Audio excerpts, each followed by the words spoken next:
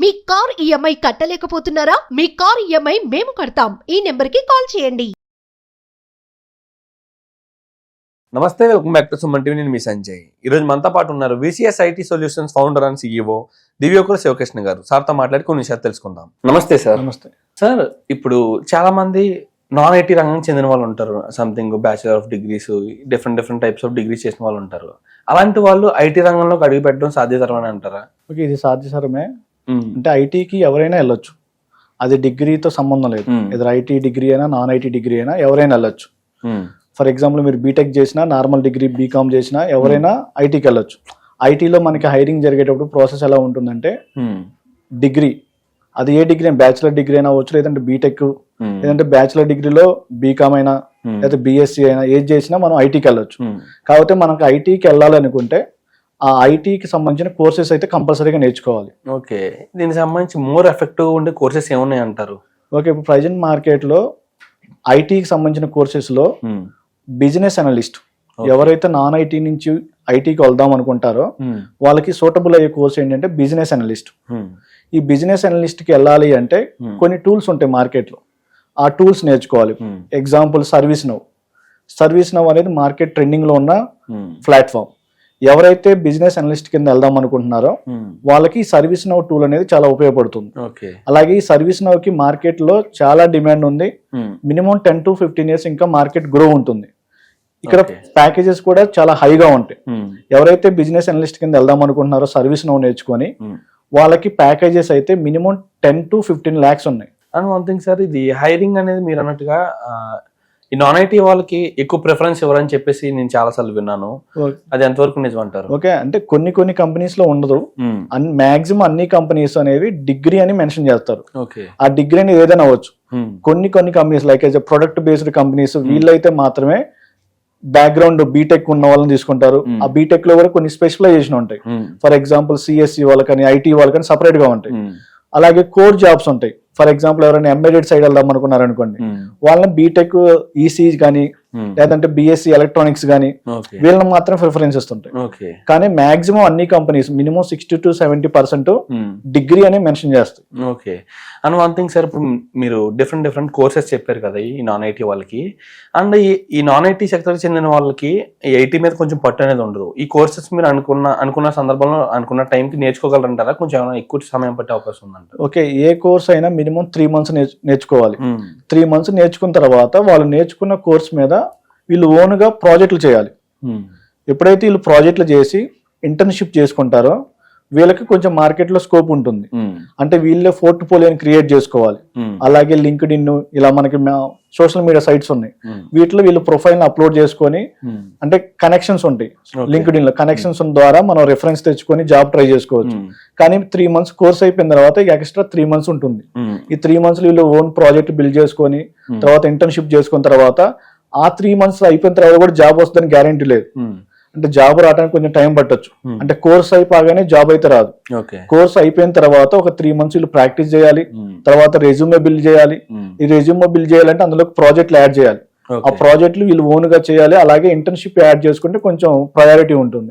అలాగే ఎవరైతే ఇంటర్న్షిప్ చేస్తారో వాళ్ళకి కొంచెం హై ప్యాకేజెస్ కూడా ఉంటాయి. ఈ బీటెక్ ఎంటెక్ కంప్లీట్ చేసిన వాళ్ళు చాలా మంది ఎక్కువైపోతున్నారు. అండ్ ఈ డిగ్రీ చేసిన వాళ్ళకి ఫ్యూచర్ లో ప్రిఫరెన్స్ ఎలా ఉంటుందంటారు? అంటే తగ్గే అవకాశం ఏమైనా ఉందంటారా? ఓకే, డిగ్రీ చేసినా, బీటెక్ చేసినా, ఎంటెక్ చేసినా, MCA చేసినా అది అసలు మ్యాండేటరీ కాదు.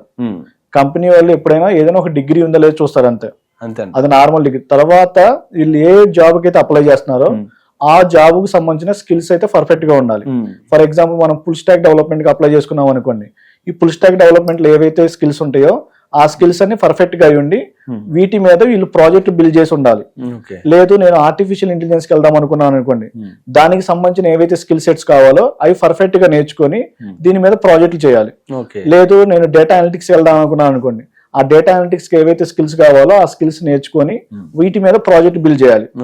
అలా డిగ్రీతో సంబంధం లేదు. ఓకే, ఈ నాన్ ఐటీ బేస్ నుంచి వచ్చిన వాళ్ళకి కొంచెం ఎఫెక్టివ్ గా సాలరీస్ ఉండాలంటే మేజర్ గా ఏ కోర్సెస్ ని ప్రిఫర్ చేస్తారు? అండ్ వాటి టైం డ్యూరేషన్ ఎలా ఉంటుంది అంటారు? ఓకే, ఈ నాన్ ఐటీ నుంచి ఎవరైతే ఐటీకి కెరియర్ షిఫ్ట్ అవుదాం అనుకుంటున్నారో మేజర్ గా హై శాలరీ వచ్చే డిమాండ్ ఏంటంటే డేటా అనలిటిక్స్.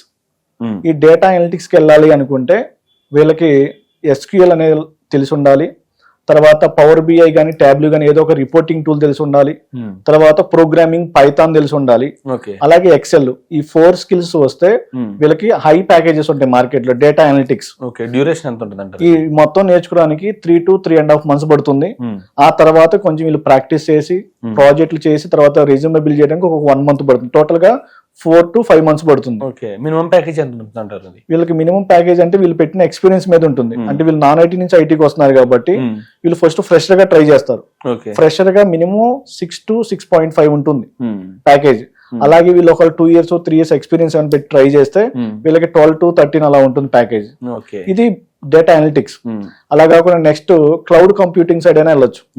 ఈ క్లౌడ్ కంప్యూటింగ్ సైడ్ వెళ్ళాలి అనుకున్నప్పుడు మార్కెట్ లో డిఫరెంట్ క్లౌడ్ టూల్స్ ఉన్నాయి. వీటిలో మార్కెట్ ఏది డిమాండ్ ఉందో అది నేర్చుకోవాలి. ఫర్ ఎగ్జాంపుల్ మైక్రోసాఫ్ట్ ఉంది, మైక్రోసాఫ్ట్ వాళ్ళది ఎజూర్ ఉంది, అలాగే అమెజాన్ వాళ్ళది AWS ఉంది, అలాగే గూగుల్ వాళ్ళది GCP అని ఉంది. ఇంతకుముందు మార్కెట్ అంతా AWS బాగుండేది, ఇప్పుడు ప్రజెంట్ ఎజూర్ వాడుతున్నారు ఎక్కువ మంది. అలా మార్కెట్ లో ఏ స్కిల్ కి అయితే డిమాండ్ ఉందో ఆ స్కిల్ నేర్చుకుంటే సరిపోతుంది. ఇది క్లౌడ్ కంప్యూటింగ్. అలాగే డెవాప్స్, వీళ్ళు డెవాప్స్ కూడా ట్రై చేసుకోవచ్చు. ఈ డెవాప్స్ లో కొన్ని టూల్స్ ఉంటాయి. కంటిన్యూషన్ ఇంటిగ్రేషన్ కొన్ని టూల్స్ వాడతాం, అలాగే కంటిన్యూషన్ డిప్లాయ్మెంట్ కొన్ని టూల్స్ వాడతాం, అలాగే కంటిన్యూస్ డెవలప్మెంట్ కొన్ని టూల్స్ వాడతాం. ఈ టూల్స్ అన్ని పర్ఫెక్ట్ గా అయిన తర్వాత అంటే ఈ టూల్స్ అన్ని నేర్చుకోవడానికి ఒక 4 months పడుతుంది. ఈ టూల్స్ అన్ని నేర్చుకున్న తర్వాత ఇప్పుడు మార్కెట్ లో ఏంటంటే డెవాప్స్ విత్ క్లౌడ్ కూడా అడుగుతున్నారు. అంటే డెవాప్స్ విత్ క్లౌడ్ ఇంటిగ్రేషన్ కావాలి. అంటే డెవాప్స్ విత్ AWS కానీ, డెవాప్స్ విత్ ఎజూర్ కానీ, లేకపోతే డెవాప్స్ విత్ GCP కానీ ఏదో ఒక క్లౌడ్ ఇంటిగ్రేషన్ నేర్చుకుంటే వీళ్ళకి ప్యాకేజెస్ ఎక్కువగా ఉంటాయి. ఈ ప్యాకేజెస్ ఎలా ఉంటాయి అంటే ఇటు సైడ్ వెళ్ళాలంటే మినిమం ఎక్స్పీరియన్స్ ఉండాలి. ఫ్రెషర్స్ కొంచెం తక్కువ ఉంటాయి. ఎక్స్పీరియన్స్ అంటే మినిమం 2 years 3 years ఎక్స్పీరియన్స్ పెడతాం కాబట్టి 12 to 15 lakhs ప్యాకేజ్ ఉంటుంది. ఇది డెవాప్స్. అలాగే ఆర్టిఫిషియల్ ఇంటెలిజెన్స్ కి ట్రై చేసుకోవచ్చు.